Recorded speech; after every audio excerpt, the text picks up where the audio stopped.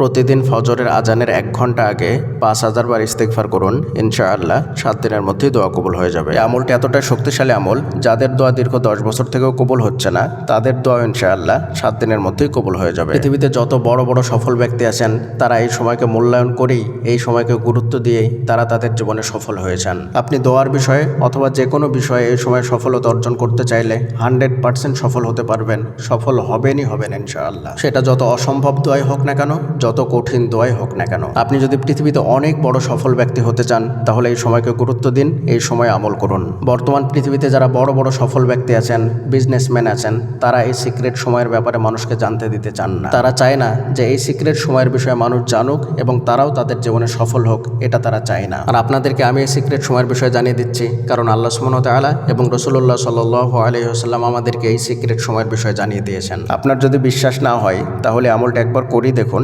ইনশাআল্লাহ ৭ দিনের মধ্যে আপনার দোয়া কবুল হয়ে যাবে। তো চলুন আমরা আমলটির বিষয়ে জেনে আসি। কখন কিভাবে আমলটি করতে হবে সেটা আমরা এই ভিডিওতে বিস্তারিতভাবে আলোচনা করব ইনশাআল্লাহ। এই আমলটি করার জন্য আপনাকে একটু কষ্ট করতে হবে, আর সেটি হচ্ছে প্রতিদিন আপনাকে ফজরের আজানের ১ ঘন্টা আগে ঘুম থেকে উঠতে হবে এবং ৫,০০০ বার ইস্তেগফার করতে হবে। ইস্তেগফার করার জন্য সর্বশ্রেষ্ঠ সময় হচ্ছে শেষ রাত্রি, অর্থাৎ ফজরের আজানের আগ মুহূর্ত। এই সময় ইস্তেগফার করার জন্য স্বয়ং আল্লাহ তাআলা নিজেই বলেছেন, হাদিসের মধ্যে এটা এসেছে। এই সময় যে ব্যক্তি ইস্তেগফার করবেন, আল্লাহ তাআলা তার ইস্তেগফারকে কবুল করে নেবেন। যদিও দিন রাত্রি ২৪ ঘন্টা ইস্তেগফারের আমল করা যায়, ইস্তেগফারের আমলের জন্য নির্দিষ্ট কোনো সময় লাগে না, তারপরেও সবচাইতে উত্তম সময় হচ্ছে এই সময়টা। এই সময় ইস্তেগফারের আমল করার জন্য আপনাকে যেটা করতে হবে সেটা হচ্ছে এশার পরেই আপনাকে খুব তাড়াতাড়ি ঘুমিয়ে পড়তে হবে। রাসূলুল্লাহ সাল্লাল্লাহু আলাইহি ওয়াসাল্লাম হাদিসের মধ্যে বলেছেন, এশার নামাজের পরে তাড়াতাড়ি ঘুমিয়ে পড়তে। যদি দিন চর্চার কোনো কাজ থাকে তাহলে সেটা ভিন্ন বিষয়, কিন্তু দুনিয়াবি কোনো কাজকর্ম কথাবার্তা না বলে তাড়াতাড়ি এশার নামাজের পরে ঘুমিয়ে যেতে হবে। আপনি যদি এশার নামাজের পরে তাড়াতাড়ি না ঘুমান, তাহলে কিন্তু আপনি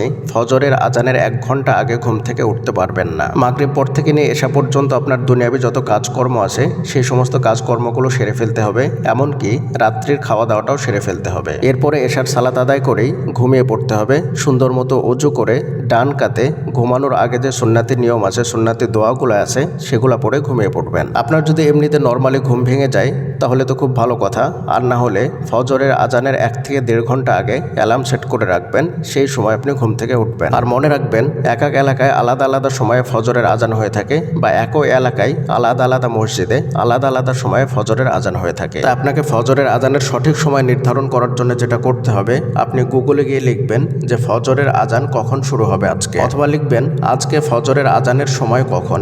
দেখবেন গুগলে সঠিক সময়টা দিয়ে দেবে। এরপরে সেই সময় ঘুম থেকে উঠে সুন্দর মতো ফ্রেশ হয়ে ওযু করে সুন্দর আতর মেখে সুন্দর পোশাক পরে জায়নামাজটা পেড়ে নামাজে দাঁড়িয়ে যাবেন।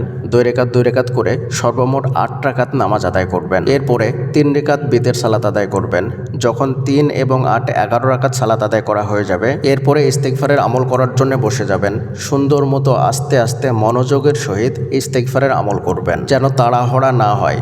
যতটা ধীরস্থিরভাবে পারবেন মনোযোগের সহিত আস্তে আস্তে আমল করবেন। ৫,০০০ বার ইস্তেগফারের আমল করবেন, তবে ৫,০০০-এর চাইতে কমও করতে পারেন এবং বেশিও করতে পারেন। নির্দিষ্টভাবে ৫,০০০ করতে হবে বিষয়টা এমন নয়। আপনি যে কিবলার দিকে মুখ করে সালাত আদায় করলেন, ওইভাবেই জায়নামাজে বসে কিবলার দিকে মুখ করেই ইস্তেগফারের আমলটা করার চেষ্টা করবেন। তবে কিবলার দিকে মুখ করে ইস্তেগফারের আমল করতে হবে, এটা আবশ্যকীয় নয়, এটা করতেই হবে বিষয়টা এমন নয়। কিন্তু কিবলার দিকে মুখ করে আমল করলে মনোযোগের সহিত খুশু খুজুর সহিত সুন্দর মতো আমলটি করতে পারবেন। তাই কিবলার দিকে মুখ করে আমল করার জন্য বলছি। কিন্তু আপনি যে কোনোভাবে যে কোনো দিকে মুখ করে আমল করতে পারেন, কোনো সমস্যা নেই, আমল কবুল হয়ে যাবে। আপনি যদি মনে করেন যে গুনে গুনে আমল করবেন, তাহলে গুনে গুনেও করতে পারেন। আর যদি মনে করেন যে না গুনে অগণিতভাবে আমল করবেন, তাহলে মনোযোগের সহিত বসে বসে অগণিতভাবেও আমল করতে পারেন। ৫,০০০ বার আমল করার জন্য এই কারণেই বললাম, কারণ ৫,০০০ সংখ্যাটা অনেক বেশি, যত বেশি পারবেন ততই বেশি ভালো, যার কারণে ৫,০০০ বার বললাম। এইভাবে ফজরের আজানের আগ পর্যন্ত আপনি ইস্তেগফারের আমল করবেন। আপনি যদি ১ ঘন্টা আগে ঘুম থেকে ওঠেন,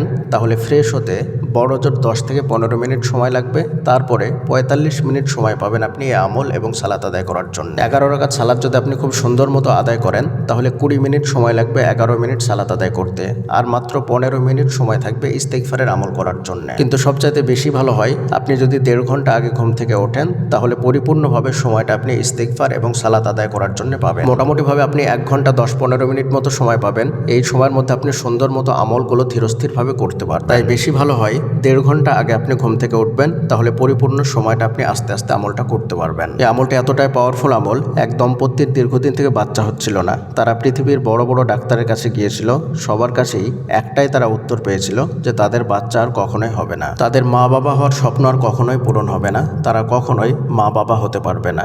এরপরে তারা একদম হতাশ হয়ে যায়। হতাশ হয়ে তারা কি করবে কিছুই বুঝতে পারছিল না। ঠিক সেই মুহূর্তে তাদেরকে একজন ইসলামিক স্কলার এই আমলের বিষয়ে বলে, আর এরপরে মাত্র 15 দিনের মধ্যেই তাদের দোয়া কবুল হয়ে গিয়েছিল।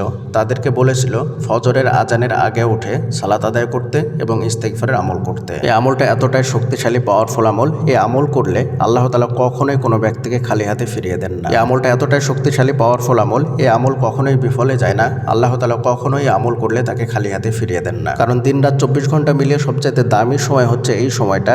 এই সময়ে যে কোনো আমল করলে, যে কোনো দোয়া করলে আল্লাহ তাআলা সেটা সঙ্গে সঙ্গে কবুল করে নেন। এই সময়ের ব্যাপারে হাদিসের মধ্যে এসেছে, আনজিলু রব্বুনা তাবারাকা ওয়া তাআলা কুল্লা লাইলা হিনা ইয়াবকা সুলুসুল লাইলিল আখির ইয়াকুলু মাইয়াদউনি ফাউস্তাজিব লা মাইয়াসআলুনি ফাউতিয়া মাইয়াস্তাগফিরুনি ফাগফির লা। শেষ রাত্রে ফজরের আজানের আগে আল্লাহ তাআলা পৃথিবীর আকাশে নেমে আসেন এবং বলেন, কে ইস্তিগফার করবে আমি তাকে ক্ষমা করব, কে আমার কাছে কিছু চাইবে আমি তাকে সেটা দেব, কে আমার কাছে দোয়া করবে আমি তার দোয়াকে কবুল করব। এইভাবে আল্লাহ তাআলা ফজরের আজানের আগ পর্যন্ত ডাকতে থাকেন, মানে ফজরের আজান পর্যন্ত আল্লাহ তাআলা এই কথা বলতে থাকেন। কিন্তু আমরা এটা বুঝতেই পারি না, আমরা সেই সময় ঘুমিয়ে থাকি, আমরা আল্লাহ তাআলার ডাকে উঠি না। এটা হচ্ছে সফলতার সময়। কোনো ব্যক্তি যদি তার জীবনে বড় ধরনের সফল হতে চায় তাহলে তাকে এই সময় ঘুম থেকে উঠতে হবে। বর্তমান পৃথিবীতে যত বড় বড় ধনী ব্যক্তি আছে, যত বড় বড় সফল ব্যক্তি আছে, যত বড় বড় শিল্পপতি আছে, তারা সবাই এই সময়ে ঘুম থেকে ওঠে, যার কারণে তারা তাদের ক্যারিয়ার সবচাইতে বড় সফল ব্যক্তি, সবচাইতে বড় ধনী ব্যক্তি, সবচাইতে বড় শিল্পপতি। এটা হচ্ছে একটা সিক্রেট সময়। এই সময় যেই ব্যক্তি ঘুম থেকে উঠবে সেই ব্যক্তি জীবনে সফল হবেই হবে, 100% হবে। বর্তমান পৃথিবীতে সবচাইতে সফল ব্যক্তি হচ্ছে ইলন মাস্ক। তিনিও কিন্তু এই সময় ঘুম থেকে ওঠেন, যার কারণে তিনি তার জীবনে সবচাইতে বড় সফল ব্যক্তি। তারা সারা পৃথিবীর সকল মানুষকে সারা রাত্রি জাগিয়ে রাখে এবং সকালে ঘুম থেকে ওঠায় বেলা 11টার সময়। কিন্তু তাদের ব্যক্তি জীবনে ঠিকই তারা তাড়াতাড়ি ঘুমিয়ে পড়ে এবং ঘুম থেকে তারা শেষ রাত্রে জেগে ওঠে। এই সিক্রেট বিষয়টা তারা পৃথিবীর কাউকে জানতে দিতে চায় না। তারা চায় না এই সিক্রেট সময়টা পৃথিবীর মানুষ জানুক। কিন্তু আল্লাহ সুবহানাহু ওয়া তাআলা এবং রাসূলুল্লাহ সাল্লাল্লাহু আলাইহি ওয়াসাল্লাম 1450 বছর আগে আমাদেরকে এই সময়ের বিষয় বলে দিয়েছেন। তারপরেও আমরা এটাকে গুরুত্ব দেই। রাত্রির শেষ সময় থেকে নিয়ে একদম সূর্য ওঠা পর্যন্ত এই পুরো সময়টায় বরকতে পরিপূর্ণ। রাসূলুল্লাহ সাল্লাল্লাহু আলাইহি ওয়াসাল্লাম হাদিসের মধ্যে বলেছেন, আমার উম্মতের জন্য সকালে বরকত রাখা হয়েছে। রাত্রির শেষ সময় থেকে নিয়ে একদম সূর্য ওঠা পর্যন্ত এই সময়ের মধ্যে আপনি যে কাজই করবেন সেই কাজে আপনি সফল হবেনই হবেন ইনশাআল্লাহ। আপনি যদি অনেক ভালো স্টুডেন্ট হতে চান, আপনার পছন্দ মতো ইউনিভার্সিটিতে পড়াশোনা করতে চান, চান্স পেতে চান, তাহলে আপনি এই সময় ঘুম থেকে উঠে পড়াশোনা করুন। আপনি যদি অনেক বড় ব্যবসায়িক হতে চান, অনেক ধনী হতে চান, সফল ব্যবসায়ী হতে চান, তাহলে এই সময় উঠে আপনি ব্যবসার কাজে লেগে পড়ুন। আপনি যদি আপনার জীবনে কঠিন দোয়া, যেই দোয়া দীর্ঘদিন থেকে কবুল হচ্ছে না, অসম্ভব দোয়া কবুল করাতে চান, তাহলে এই সময় উঠে জিকির করুন, এই সময় উঠে আমল করুন। অমুসলিম, বেদিন, বেঈমান, কাফের, মুশরিকরা এই সময়ের গুরুত্ব বুঝলো, কিন্তু আমরা মুসলিম হয়েও আমরা এই সময়ের গুরুত্ব বুঝলাম না বা বুঝতে চাই না। আমাদেরকে আল্লাহ সুবহানাহু ওয়া তাআলা পৃথিবীর শ্রেষ্ঠ কিতাব দান করেছেন, আর সেই কিতাবের মধ্যে খুব সরলভাবে বলে দিয়েছেন এই সময়ের ব্যাপারে। কিন্তু আমাদের অন্তর ততক্ষণ পর্যন্ত ভেজে না, ততক্ষণ পর্যন্ত নরম হয় না,